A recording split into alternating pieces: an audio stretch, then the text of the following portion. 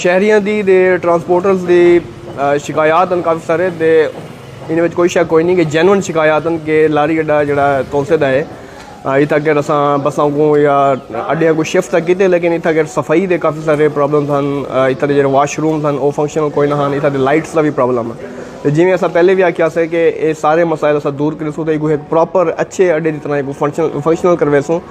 मजीद deputy commissioner डेरा गादी खान मोहम्मद उस्मान खालिद साहब ने भी खसूसी अहकाम हैं इस सिलसिले में कि जितनी जल्दी थी सके अड्डे को एक प्रॉपर अड्डे की शक्ल दी वजे इन सिलसिले में अस अज इतवार वाले डी भी इतना कम करने खड़े हैं इतना जो वाशरूम्स हैं और जिन्हों की हालत बड़ी शदीद खराब है तो बहुत ही नागवार किस्म की बदबू होनी है वो सारे वाशरूम अलहमदुलिल्लाह क्लीयर कर दिए गए फंक्शनल कर दिए गए इन टाइम फाल हैं पानी इतना अगर कोई ना पिया पानी भी आना पे जी बाहर की जगह वो साफ़ कर दी गई है लाइटिंग का जो इंतजाम है अंधेरा होना ही सारे इतना इलेक्ट्रीशियन बाकी वो सारे लोग इतना कम करने पे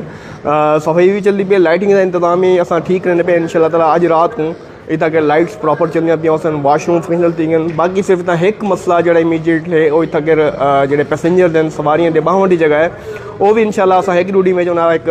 माकूल सिटिंग एरिया भी इतना बना रहे सो जो सिटिंग एरिया है उन्हें सफाई तो कर दी गई है लेकिन उन्होंने बाहर के इंतजाम इंशाल्लाह एक ड्यूटी मुकम्मल थी वैसे तो अड्डा एक बेहतर सूरत आ वैसी जिन्हें इंशाल्लाह लोगों को शिकायत कोई ना हो सके। हाँ जिमें कि तो पता है कि जेरे साढ़े मतलब शहर के अड्डे हैं उन्हें की वजह के बहुत ज़्यादा पॉल्यूशन है आलूदगी है या तजावजात का भी मतलब बहुत ज़्यादा आवाम को मसला ही रोड ब्लॉक कराते हैं उनकी वजह के AC साहब ने DC साहब के हुक्म से SEO साहब हुई अड्डे इतना जनरल बस स्टैंड से शिफ्ट किए हैं क्योंकि अड्डा काफ़ी अरसे के कम अज़ कम 8-10 साल के बंद है तो ज़ाहिर गाल है इतना मतलब बहुत सारे काम थी वाले हैं उनके वाशरूम फंक्शनल कोई ना तो दूजे नंबर पर सारी स्ट्रीट लाइट्स का भी इशू है सिटिंग एरिया के भी मसाइल हैं